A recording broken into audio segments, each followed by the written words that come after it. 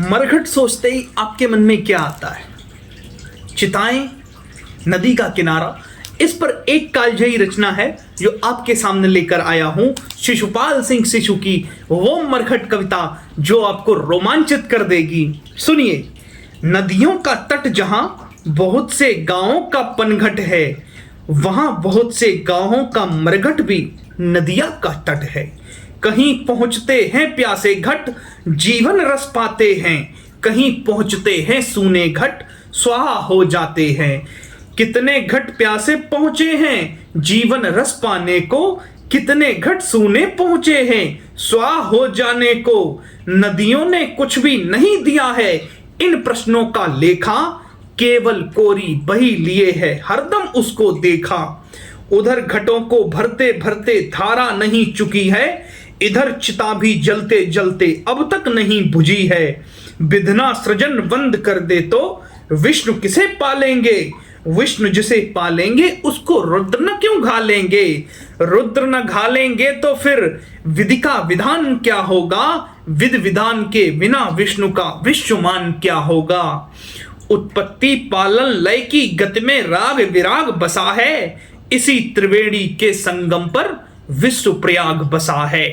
आओ थोड़ा इधर चलें, यह महाशांति का तट है, जिसको लोग प्राण देकर पाते हैं वह मरघट है।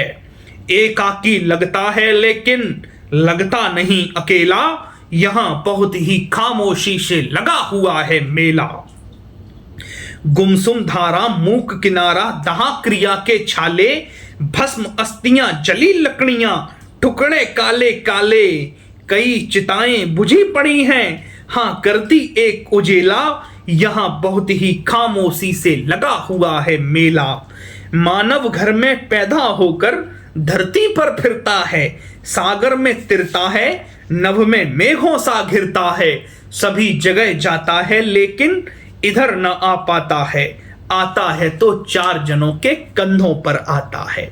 सोच रहा हूं घर से मरघट की कितनी थी दूरी, जिसको तय करने में इसने उम्र गवा दी पूरी।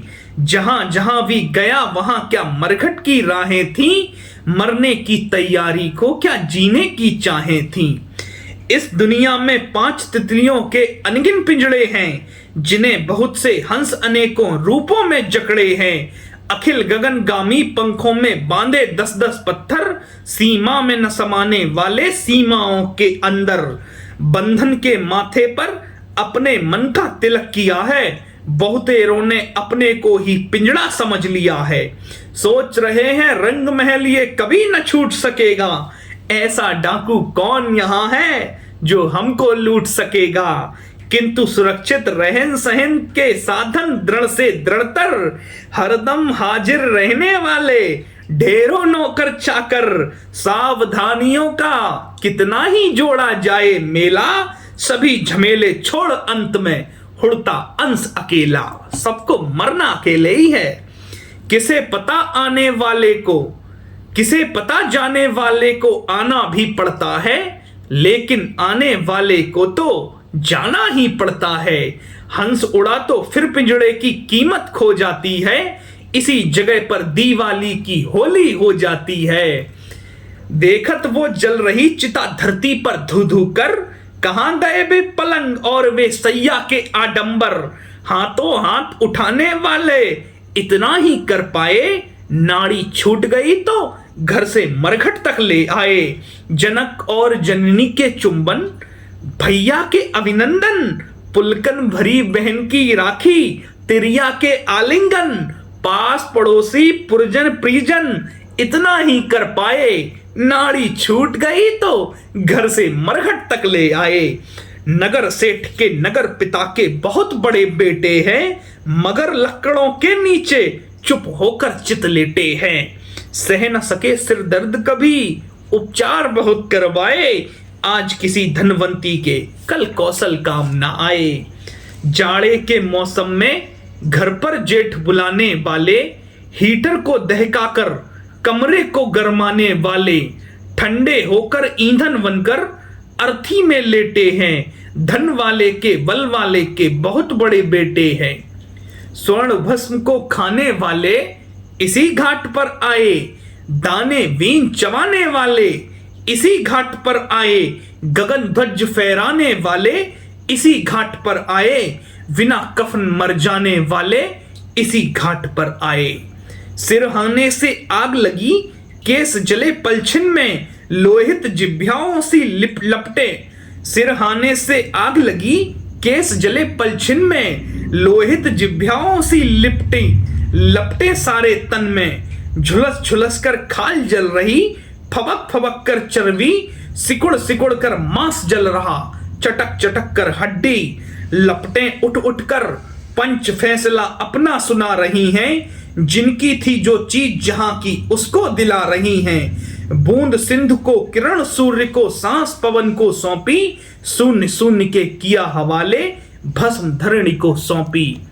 कई चिताएं बुझी पड़ी हैं, लिए राख की ढेरी, उनके कण बिखराने को पवन दे रहा फेरी। भस्म देखकर पता न लगता नारी या नाहर की, किसी सूम की, दाता की या कायर की। सोच रहा हूं जिसने कंचन काया नाम दिया है, उसने माटी की ठटरी पर कसकर व्यंग किया है। क्योंकि भस्म सोने की ऊंचे दामों पर बिकती है, मगर राख कंचनी काया की व्यर्थ उड़ी फिरती है।